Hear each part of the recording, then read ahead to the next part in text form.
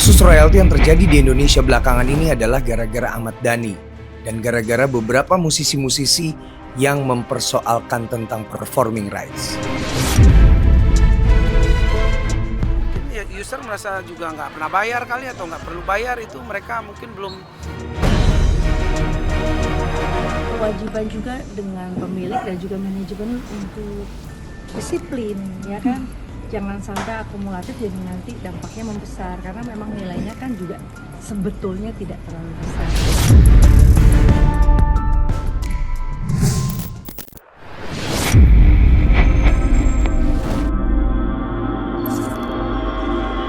Memutar musik di ruang publik bisa menjadi polemik.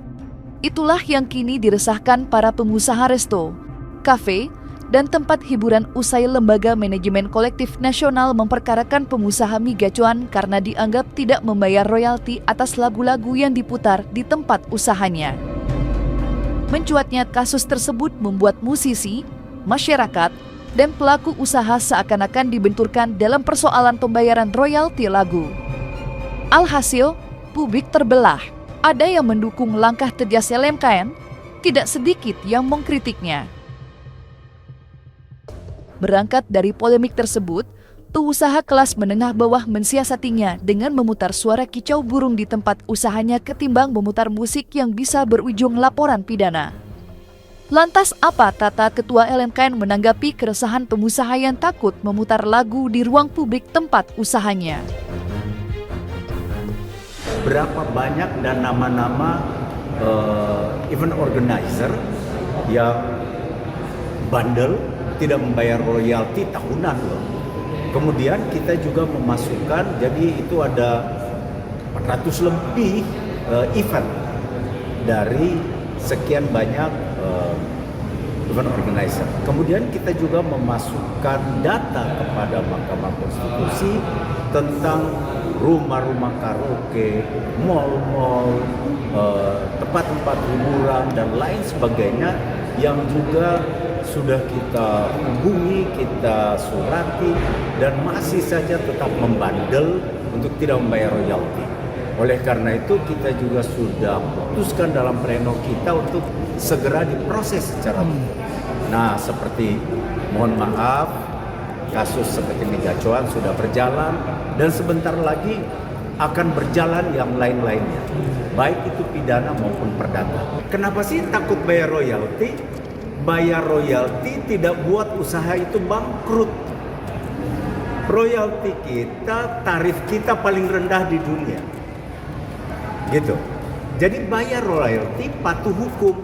Kalau mau berkelit, ya nanti akan kena hukum. Itu aja jawabannya, paling simpel. Yang berikutnya, jangan pakai ilmu berkelit untuk tidak bayar royalti lalu mau pakai apa? Pakai musik sebanyak-banyaknya. Tarif kita itu paling rendah. Kami juga memperhitungkan UMKM. 1 tahun kita tidak hitung 365 hari. Kita tahu ada bulan puasa. Kita juga memberikan kemudahan-kemudahan untuk berusaha. Kalau usaha itu sehat, ya tentunya para pemilik hak juga akan sehat. Jadi jangan gunakan hak milik orang atau jangan merampok hak milik orang untuk mendatangkan keuntungan. Itu nggak bagus. Patuh hukum, selesai. Kasus royalti yang terjadi di Indonesia belakangan ini adalah gara-gara Ahmad Dhani dan gara-gara beberapa musisi-musisi yang mempersoalkan tentang performing rights. Saya banyak membaca itu di kolom komentar di berita-berita maupun di situs manapun yang membicarakan tentang royalti performing rights yang sekarang sedang marak. Salah. Justru sebenarnya Mas Ahmad Dhani dan beberapa musisi yang mempersoalkan masalah performing rights itu tidak setuju dengan LMK, dengan sistem yang dibuat oleh LMK. Mereka mengajukan sistem direct license, yaitu langsung. Dan itu tidak mempersoalkan musisi kafe atau juga hotel, resto, salon, apapun yang memutar lagu-lagu di tempat mereka. Itu tidak dipersoalkan sama sekali. Bahkan jika kamu mengikuti, ada pernyataan dari Mas Ahmad Dhani dan juga yang lain-lain, musisi yang mempersoalkan performing rights, bahwa silahkan membawakan lagu-lagunya. belum selesainya kisruh Undang-Undang Hak Cipta yang diributkan sejumlah penyanyi dan pencipta lagu, kini muncul polemik royalti yang ditengarai oleh Lembaga Manajemen Kolektif Nasional yang mempidanakan bos media cuan karena tidak membayar royalti lagu yang diputar di tempat bisnisnya. Dari situlah disuarakan para pengusaha resto, kafe, hotel, dan tempat hiburan mulai bersuara atas sikap LKMN tersebut. Menanggapi kekisruhan tersebut, sejumlah musisi papan atas turut buka suara. Salah satunya pentolan grup band legendaris Dewa 19, Ahmad Dhani. Resto yang punya banyak cabang dan ingin ngeplay lagu Dewa 19, Ahmad Dhani sebagai pemilik master kasih gratis, tulis Ahmad Dhani melalui akun media sosial pribadinya belum lama ini. Selain Ahmad Dhani, penyanyi Charly Van Houten juga ikut buka suara. Ya, mantan vokalis grup band ST12 itu dengan tegas membebaskan lagunya untuk dinyanyikan oleh siapapun. Daripada mumet saya, Charly membebaskan seluruh teman-teman penyanyi di seluruh Indonesia bebas menyanyikan laguku di panggung maupun tongkrongan, tidak wajib bayar royalti, tulis Charly baru-baru ini. Selain Charly, basis grup band Gigi, Thomas, juga ikut buka suara mengenai polemik royalti. Khusus lagu ciptaan saya, lirik dan lagunya gratis, kata Thomas lewat unggahan media sosial pribadinya. Sementara vokalis The Massive memilih menanggapi polemik royalti dengan sikap yang berbeda dengan teman-teman musisi lainnya. Dan seperti inilah unggahan terbaru Rian The Massive mengenai polemik royalti. Peraturan membayar royalti di ruang publik itu sebenarnya sudah dijalankan sejak tahun 2011 alias 14 tahun lalu. Lantas, apa kata musisi lainnya mengenai kecemasan para pengusaha? Live musik di kafe boleh. Kapan aku nuntut royalti dari yang manggung di kafe? Enggak lah, boleh bawain aja tuh di kafe kalian, dengerin Juicy Lucy aja. Sama ini guys, kalau nggak mau kena royalti yang lo-fi aja tuh di YouTube. Itu juga buat vibes oke. Kalau misalnya takut ya royalti. Kalau Juicy Lucy kita juga nggak pernah nagih, nggak pernah suruh izin, ya bawain aja lah. Siapa saya lah, band baru juga. Ya, saya harapkan ya ada lintas kementerian yang bisa memberikan solusi, ya, dan juga dari pihak Lembaga Manajemen Kolektif Nasional dan LMK bisa semakin terbuka dan juga transparan supaya publik percaya nih. Akar utamanya itu adalah memang sistem tata kelola yang memang kami rasa memang belum bisa memenuhi hak dari para pencipta lagu. Masalahnya di situ, tata kelola. Nah, tata kelola ini kan sesuatu hal yang baku sebenarnya, yang sudah dijalankan. Dan akhirnya menjadi pembenaran ketika banyak orang menganggap bahwa menggunakan lagu tanpa izin itu benar gitu loh. Menggunakan lagu tanpa izin itu diperbolehkan. Padahal sebenarnya menurut undang-undang tidak seperti itu. Undang-undang Hak Cipta itu menjelaskan, di situ disebutkan bahwa untuk menggunakan karya itu harus mendapatkan izin dari penciptanya. Izin berbuah kepada ketika digunakan secara komersil berbuah kepada pembayaran royalti. Nah, kalau itu tidak dilakukan, tidak dipenuhin kewajibannya untuk membayar royalti, ya para pencipta atau para pemilik hak cipta ya pasti akan bersuara. Kenapa ini undang-undang udah ada? Hak kami sebagai warga negara juga ada di sini. Kami sebagai pemilik karya cipta ini kenapa kok tidak dipenuhi haknya? Jadi ya itu sebenarnya.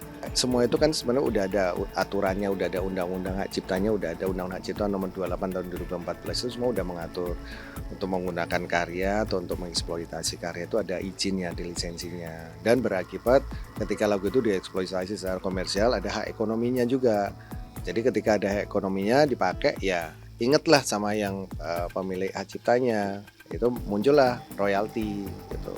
Tapi kalau untuk digunakan secara gratis, secara buat arisan, buat ngamen dan segala macam nggak perlu ada begitu. Gunakan aja ciptaan itu sebanyak-banyaknya.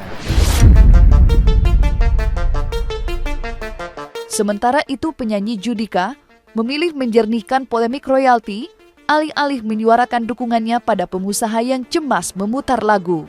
Menurut Judika, aturan royalti lagu yang diputar untuk kepentingan bisnis sudah diatur di dalam undang-undang.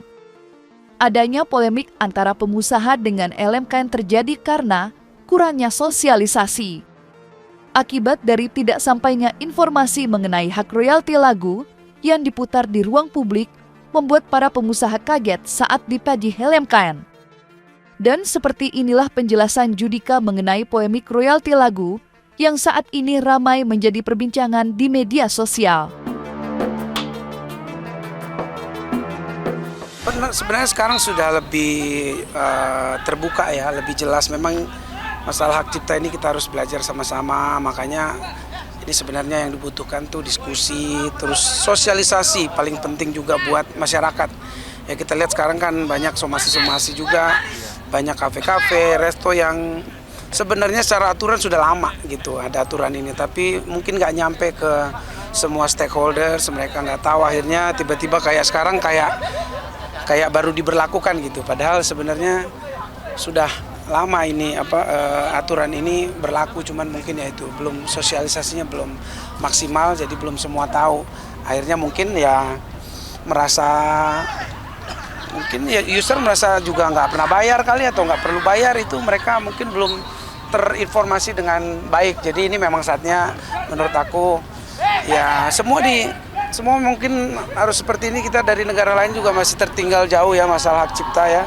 Mungkin di negara lain kalau kita pergi semuanya sudah rapi, kita baru masih berantemnya gitu. Tapi semua negara juga kayaknya melewati masalah ini. Tapi yang penting sebenarnya hak cipta ini memang ada aturannya. Teman-teman juga masyarakat, pengusaha atau apapun bisa akses semuanya di Google, di aplikasi, terus di undang-undang. Secara undang-undang sudah ada aturannya, terus juga ada PP 56, di sana ada aturan-aturannya.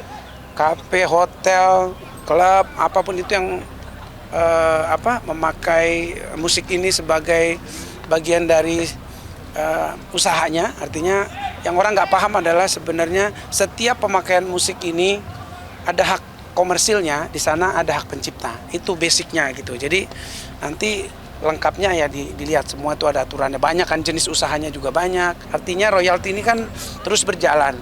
Nggak memberatkan, nggak bikin bangkrut, dikasih yang wajar, yang semua bisa terima, sosialisasi dengan baik, akhirnya nanti pasti semua bisa terima. Kalau sekarang kan akhirnya udahlah gue pakai ini aja, mau pakai musik yang nggak kena copyright gitu. Ada juga teman-teman musisi aja masih banyak yang mau membebaskan lagunya, padahal secara sistem tuh semuanya udah diatur gitu. Itu karena informasinya itu masih belum pada paham semua gitu. Jadi ada baiknya memang kementerian sudah bicara, DJKI juga udah bicara, kita dari visi aksi juga ya terus menyuarakan ini supaya nanti semuanya paham. Begini loh aturannya, yang bayar ini, skemanya seperti ini. Nanti hal-hal yang mungkin kayak UMKM mungkin perlu dibicarakan lagi supaya ranah-ranah yang tidak masih merangkak banget usahanya gitu, tapi pakai musik buat ini semua PR gitu loh, yang supaya ya sama-sama kita memberikan solusinya. Berlaku untuk semua orang gitu, nggak bisa ini teman kita yang gini-gini tuh nggak. Aturan tuh kayak lalu kita di lampu merah nggak pakai helm, mau siapapun dia, mau presiden, mau apa, aturannya sama gitu loh. Itu yang makanya kita harus benahin aturannya. Klasifikasinya apa yang bayar, yang enggak apa, mau teman mau enggak dia punya restoran, kita juga dulu punya restoran. Mungkin kan sekarang baru tahu tuh, 160.000 satu kursi restoran. Berarti kalau 100 kursi dia 160 dikali 100 kursi dikali 365 hari 1 tahun. Kira-kira 4.180.000 atau 4.300 something. Ya untuk usaha-usaha yang memang dia jalan dari sini, menurut aku sih hak untuk pencipta ini wajar gitu. Tapi memang mekanismenya ini harus benar-benar tersosialisasi dengan baik. Kalau enggak ya gini kan berantakan. Yang ini bilang gue nggak pakai musiknya kok, gue pakai suara ini aja, gue pakai lagu barat. Semua itu kena gitu karena LMK luar negeri juga kerjasama sama LMK di Indonesia gitu. Jadi mereka juga minta ke sini gitu. Jadi jangan pikir mungkin lagu barat lebih gampang sistemnya karena sudah tinggal Indonesia ke sana gitu. Kayak aku nyanyi lagu wedding, lagu barat banyak aku bawa. Tapi udah langsung LMK ke penyelenggara. Di sisi lain, Direktur Jenderal Kekayaan Intelektual, Thrazilu, baru saja melantik Komisioner LMKN periode 2025 hingga 2028. Dalam sambutannya, Thrazilu mengungkap adanya peraturan baru mengenai Undang-Undang Hak Cipta yang di dalamnya mengatur royalti lagu. Lantas aturan baru apa yang dikeluarkan Menteri Kemenkumham terkait royalti? Hadirnya Peraturan Menteri Nomor 27 Tahun 2025 ini adalah ingin memberikan kesejahteraan, dan itu sebenarnya hakikat daripada seluruh undang-undang, kesejahteraan kepada para pencipta, kepada pemegang hak cipta dan pemilik hak terkait. Oleh karena itu di dalam peraturan menteri yang baru lahir ini ada beberapa hal baru, ya, kita nanti juga tidak ditanya, ada beberapa hal baru yang sifatnya komersial, yang di dalam yang telah disusun oleh LMKN sebelumnya, yang telah disahkan oleh Menteri Hukum itu hanya 14 jenis. Nah sekarang di Permen baru ini sebenarnya masih banyak hak-hak daripada para pencipta yang dimanfaatkan oleh orang lain dalam pelayanan publik yang belum sempat disentuh. Nah di sini dibuat secara klaster. Nanti Bapak Ibu bisa baca nanti peraturannya. Di klaster-klaster, perhotelan apa saja, kemudian tempat makan minum apa saja, di tempat hiburan apa saja jenisnya, kemudian jenis perkantoran apa saja dan seterusnya dan seterusnya. Ya, jadi itu nanti yang saya bilang tadi, teman-teman LMKN harus segera berembuk, kemudian bersama dengan para pengguna untuk merumuskan besaran daripada royalti itu sendiri. Yang diatur di dalam permen ini juga adalah layanan publik komersial yang sebelumnya itu hanya analog, sekarang ditetapkan juga adalah dalam digital karena di era digital. Harapannya dengan 5 hal baru ini, maka apa yang kita harapkan kesejahteraan daripada para pencipta, pemegang hak cipta dan hal terkait itu bisa kita wujudkan secara baik.